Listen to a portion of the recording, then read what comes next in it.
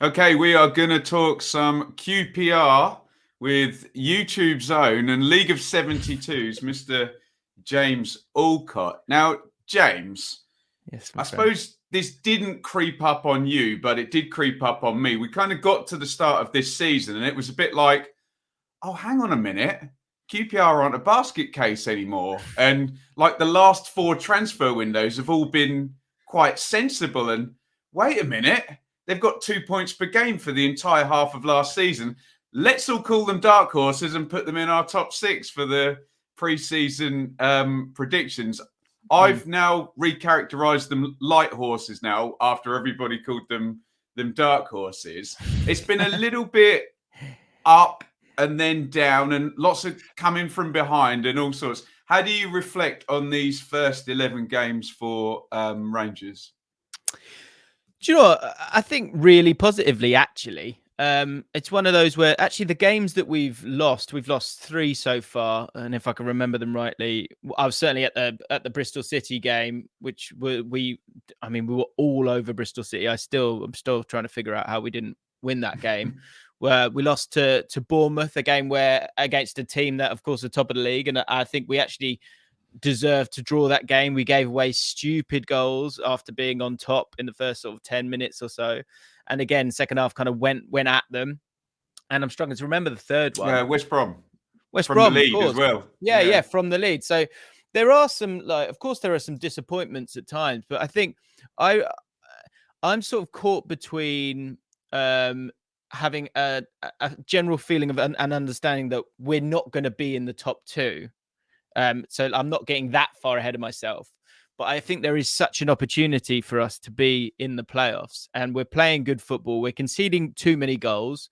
But a lot of those goals, they feel a little bit silly. And the more I kind of try and logically look at us, I feel like we're a really, really good side, mate. I really do. And I really think we've got a good squad there with an amount of depth that, as long as we don't have outrageously bad injuries in a key position. So, for example, that's happening actually at the moment a little bit with our left wing back situation. We've got Lee Wallace has been out and Sam McCallum has been out as well. So to lose 2 players in that one position is a loss. But as long as that doesn't happen, I think we've got a playoff squad. I really do, because the form from last year.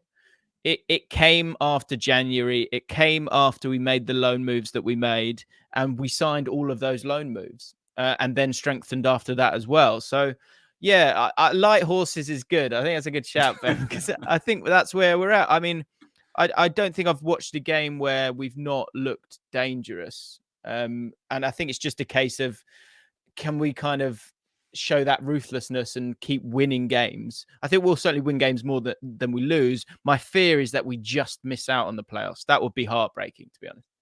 So you already mentioned the sort of goals against column. And I remember when Warburton first came and you had Hugill and Wells and then those 3 brilliant Samuel, Eze and Chair all coming through. And my brain was going, well, they're conceding a lot of goals because they've got a load of really good attacking players and they're trying to get them all on the pitch.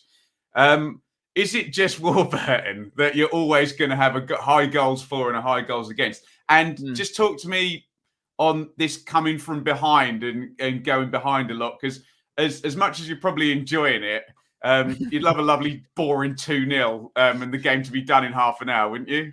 Yeah, I think it's so. I think it is Warburton. I mean, that's the way he plays and sets up teams, and I think I love him. I think Warburton's great. I think he's taken us to a place where we play really good football and dominate football games. And I think that's huge, like if you're doing that more often than not, you'll be happy. And one of my best friends is a Brentford fan. And obviously they're flying in the Prem now. But for years, they were very frustrating because they would win games or they would lose games that they should have won. And you have to kind of get to Sunday afternoon, because I think we're allowed 24 hours to be annoyed. We get to Sunday afternoon and then go, well, we're still, we've lost to Bristol City, but Bristol City have had 3 chances at most, and we've dominated that game. And the trending of that kind of scenario will be a positive one for us. We're playing 3 at the back now. We're very settled with that, it seems. At times, a couple of times, he's been able to kind of revert to a 4 when we've had to go for it. But I hope that long term, a back 3 will get us to a point where we're conceding less goals. I'm just looking at the table here. I think we're one of the worst. We're certainly in the top 6. We're the worst defense by quite a way. But James, only one team has scored more goals.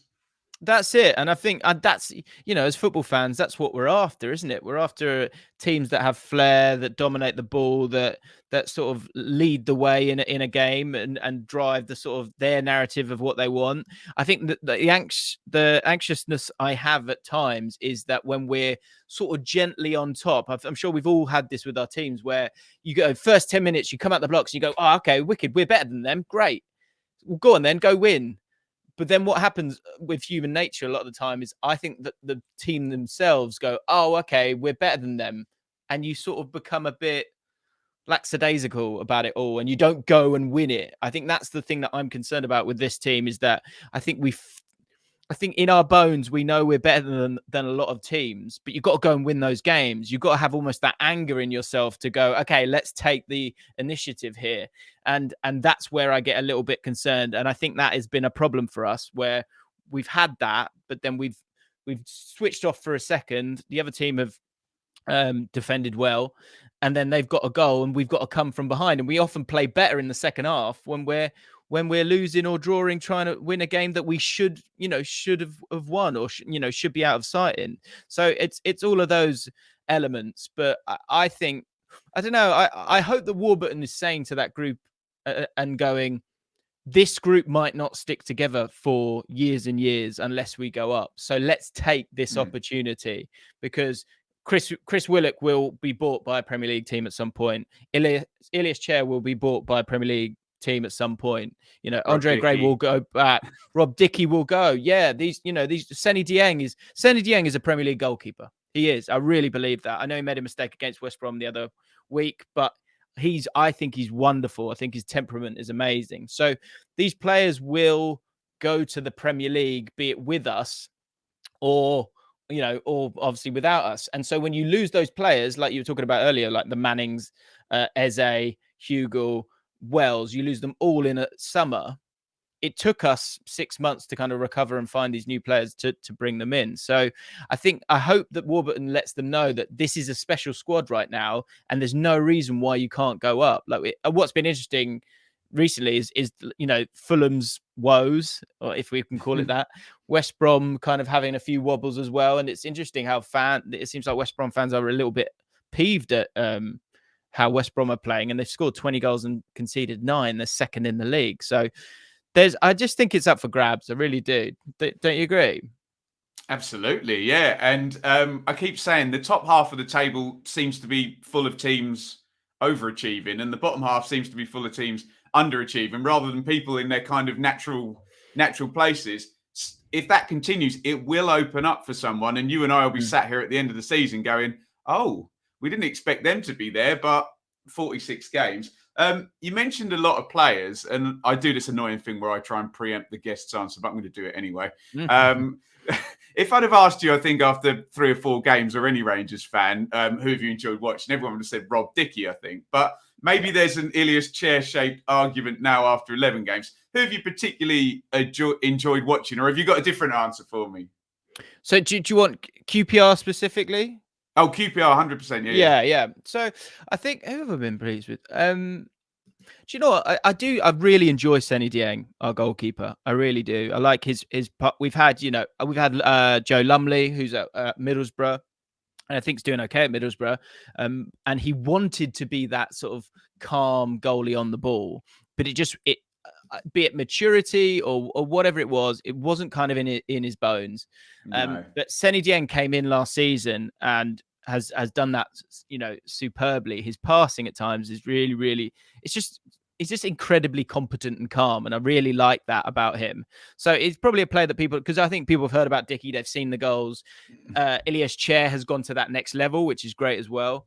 Willock is a really good player who's going under the radar. And James, Willock is a player that any football fan can watch for 5 minutes just by the way he receives the ball and go, good player. straight. Do you know what I mean? Just sure. an aesthetically pleasing player. Yeah, for sure. And he's so I see the sort of phases of these players, which I'm really loving about QPR in terms of the players that we are bringing through, and you see them kind of. You see the sort of focus. You see them pull into focus into a quality player. We saw it with Eze. We saw it with Bright Say Samuel. We're seeing it with Ilias Chair this year. Next year we see it with Chris Willock. I think. I think he's kind of. He just needs a few more games to get that point where I go, oh, I'm better than everyone in this division, and then he'll really start to sort of take it apart. But yeah, I'm going to say Seny Dieng just because he doesn't really get the credit. I'm going to go with him. No, I love that answer. Without digging anybody out, who do you perhaps want to see a little bit more from? Who can step up and really contribute? Maybe not in a way that they are at the moment. Again, okay, with QPR, I would say, that's interesting. Do you know what? I'll be. This is risky. This is risky, but I'm going to go there. I've got to say that there's been moments of frustration with Charlie Austin this year. I know he scores goals, and it's one of those where how dare you speak of Charlie Austin that way? I get that. But there are moments, I think, with his hold-up play that, interestingly, it's one of those where, like, Charlie Austin does score goals, so how can you not play him? But if you look at any other aspect of the game, Andre Gray and Lyndon Dykes are better for the team. So I guess that's something I probably can't change at this stage of Charlie Austin's career. Maybe Dazelle. We've signed Dazelle from Ipswich in the summer. I like elements of him, but I'm kind of just waiting for him to be a little bit quicker with how he plays. I've been waiting for 5 years for Andre Dazelle to click, James. I'm really hopeful for him. Yeah, well, maybe that's. And maybe that's it. And do you know what? I think we all have this. We have that player we go and go, "Oh, I'm not sure about you yet. Come on, show me." But there's something there.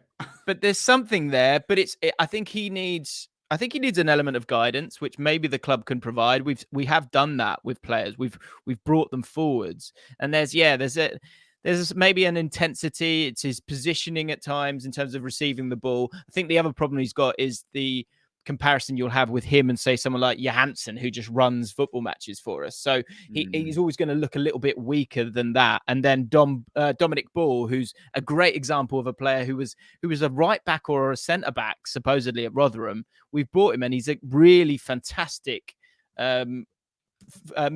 He's able to keep the ball, and he's comfortable on the ball. He wants to go and receive the ball. And that's something that he's certainly developed over the last couple of years. So I wonder if that's the project that's happening with Dazelle. But at the moment, he's kind of caught between not being Johansson in terms of being brave on the ball and turning it, and not being as combative or getting around the pitch as much as Dominic Ball. So he's kind of caught in between the two at the moment. But fingers crossed they get their hands on him and sort him out. I think it's such a good place for him to be, though, because at Ipswich, where his dad was a great player for Ipswich, and it's a kind of big fish, small pond mentality sometimes, which isn't always the best thing for the player. I think go off to London, play with people who are better than you, and I think he'll develop well. So, James, if we were to get together at Christmas around game 23, we've got Rangers in 6th, and it's quite good actually where this lines up, because if we say higher or lower, we're basically saying in the playoff positions or outside the playoff positions, which was great when I asked about Hull as well, because they're one above relegation and Luton are one below halfway. There's a lot of teams kind of in or around their natural level. Would you be saying higher or lower if we were sat here just before we were wrapping our presents for Christmas, assuming we're not in lockdown again? Do you know what? I think at the start of the season, I would go stop the count. Like, let pop us there. Six that suits me perfectly. We beat Coventry at home earlier in the season. I think they're surprising a lot of people right now. Can they keep that going? If I'm looking at the teams above us currently, I would expect Bournemouth to remain above us, West Brom to remain above us, Fulham to remain above us. And then after that, there's no reason why we can't be above the Coventrys and the Stokes, although Stoke are looking wonderful at the moment. But yeah, I think, look, we're not going to get automatic promotion. So all that matters really is that we are in the playoffs. And I guess with that in mind, it would be great to be 5th or 4th, because I think if we're 5th or 4th, we're not playing those 3 teams that I spoke about. I think that's what I'm after. And then you get to the playoff final. I know I'm getting ahead of myself. You get to the playoff final, and then it's a one-off game. You never know. Like, why not? It's one of those. So I think I'm looking for a little sneak into the Prem. That's what I want. And it's going to come through the playoffs for us. So yeah, I mean, as long as we're 6th, that's fine. But 5th would be nice. I'd like 5th. It's a very reasonable argument in terms of, who's going to open. I think people often focus a bit too much on the team we're talking about, whereas you viewed it as who's actually going to go past you, and that's probably more a pertinent question. Finally, James, you're a YouTuber, so you'll be brilliant at this. I need a grade. I need a letter grade for QPR's start to the season. Where you landed, I don't think you need to go down to F because I'm banning F. I'm sure you're going to be much higher than that, but a letter grade for Rangers. I would give us, look, there was expectation, and I was almost fearful of that expectation and how that would affect the club. But it seems to have given us an element of confidence, which I like. So I was saying B. I'm pretty happy. We're exactly where I would like us to be. The performances have generally been good. I think.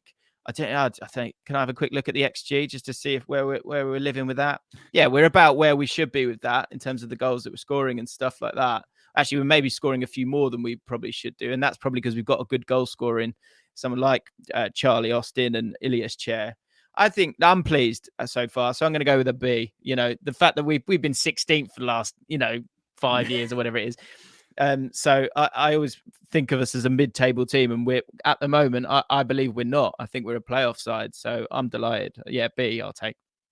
There's a running joke, isn't there, with Rangers fans? Is it 16th that's the whatever happens, you just end up in? I can't remember because I fell into it myself. I said, and then got a lot of mocking from Rangers. Well, I think the last 2 years we haven't been in. We were finished 9th, and I think we might finish 13th the year before that. But prior to that, we were living in this little ecosystem of 16th for quite a while. So it's nice to not be there. Yeah, we've got how we play is great as well, and I love that. And we've got our own lads coming through as well. There's lots to be happy about, and we had a 3-game spell where we didn't get a victory, but I knew it was coming back, and I believe we will continue to sort of trend in the right direction as long as we don't have too many injuries.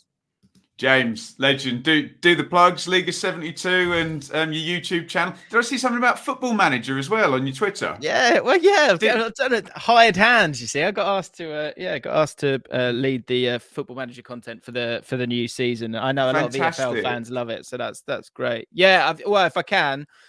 So obviously my channel's James Allcott. If you search my name, there it is above my head, then you can find me. But obviously your channel is about the EFL, and the League of 72 is a live stream that we're doing, but also it's a whole channel. We've got all sorts of interviews, great access, and we've got access to the footage as well. So we're able to do tactical bits and pieces. So if you ever have a minute, if you're bored on a Thursday at 4 p.m, then I'm generally I'm always live doing the live stream. Ben was on it last week, it was fantastic.